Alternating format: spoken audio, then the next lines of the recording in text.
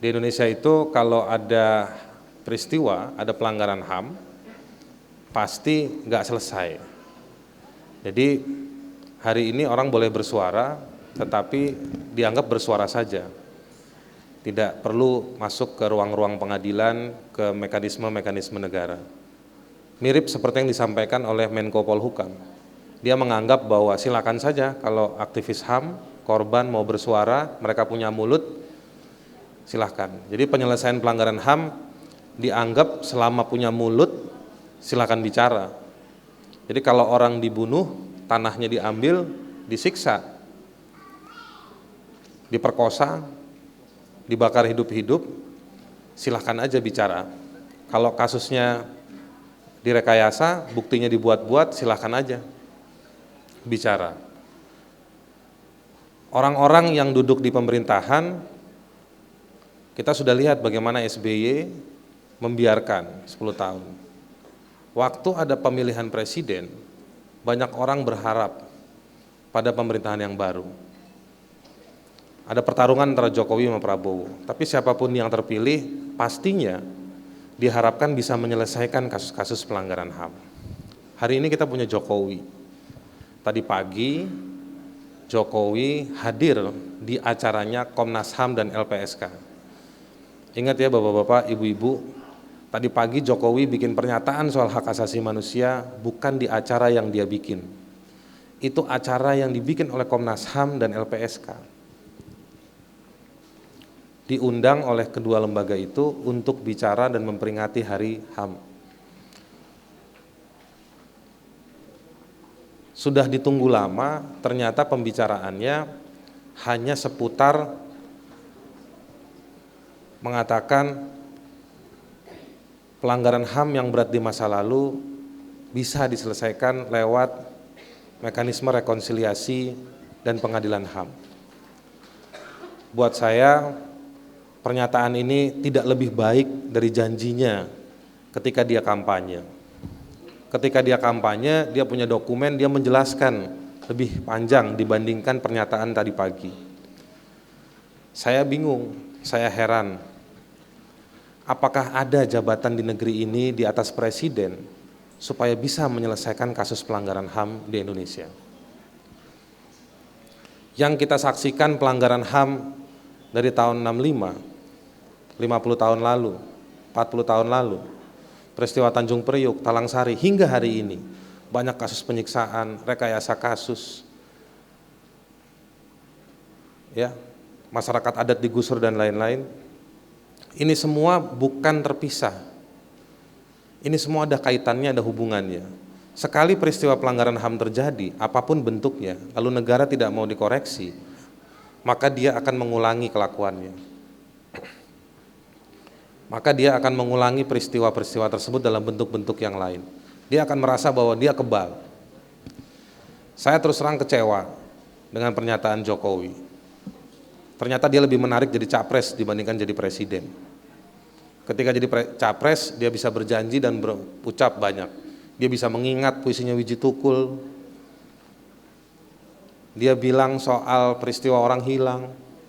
Tapi ketika jadi presiden, dia cuma bilang ketika mahasiswa ditembak itu urusan polisi.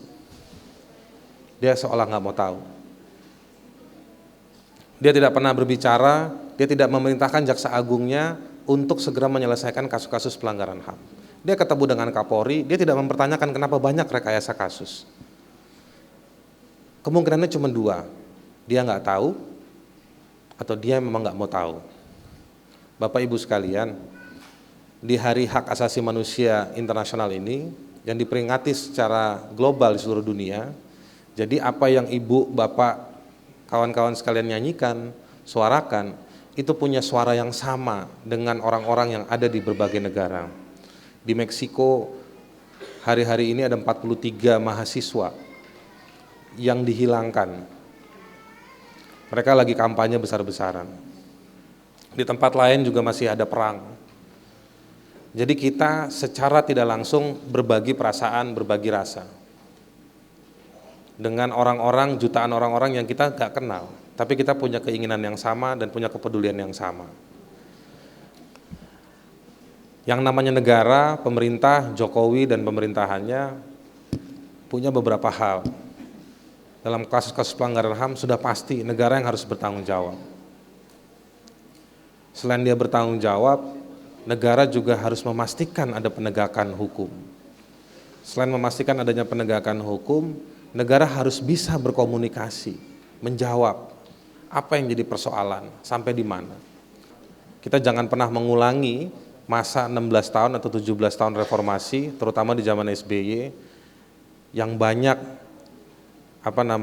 mengabaikan suara korban. Jangan sampai Jokowi mengulangi kesalahan SBY. Tidak boleh satu detik pun kita biarkan dia lengah terhadap tuntutan keadilan dan penegakan hukum buat Bapak Ibu sekalian. Sekali lagi, saya mengajak untuk kita semua jangan terbuai dengan pemerintahan yang baru. Saya tahu banyak korban yang suka minta ke Kontras, tolong ketemukan kami dengan Jokowi. Ada korban yang bilang, ayo kita ketemu dengan Jokowi. Bukan persoalan ketemu. Kalau ketemu tetapi dia yang bicara, kita tidak bicara, buat apa Bu? Buat apa Pak? Terbukti pagi ini, acara itu bukan acaranya Jokowi, itu acaranya Komnas HAM dan LPSK. Pidatonya pun singkat. Jadi kita jangan gampang terlena oleh lirikan kekuasaan. Kita jangan terlena oleh lirikannya si pemerintah. Kita harus tegas, ini tuntutan kita, dan kita minta ruang dialognya yang seperti apa, dan kita minta proses hukumnya jalan seperti apa. Kita akan sampaikan itu. Tetap sabar, tapi tetap berusaha. Mudah-mudahan Hari Hak Asasi Manusia ini yang kita peringati malam ini secara sederhana bisa memberikan semangat buat kita menabung semangat satu demi satu, kita berkenalan dengan korban-korban di antara kita semua yang hadir, tetapi mudah-mudahan itu menjadi kuat dan kita bisa jalan sama-sama untuk menyuarakan hal yang sama di tempat yang berbeda secara berkesinambungan. Seorang mantan jenderal, kaya raya, dan terlibat di berbagai kejahatan kemanusiaan, Prabowo juga didukung oleh partai politik besar. Ia mampu membiayai propaganda untuk mempengaruhi rakyat Indo-Pahit. Lalu, bagaimana ceritanya? Apakah rakyat Indo-Pahit bisa ditipu seperti biasanya?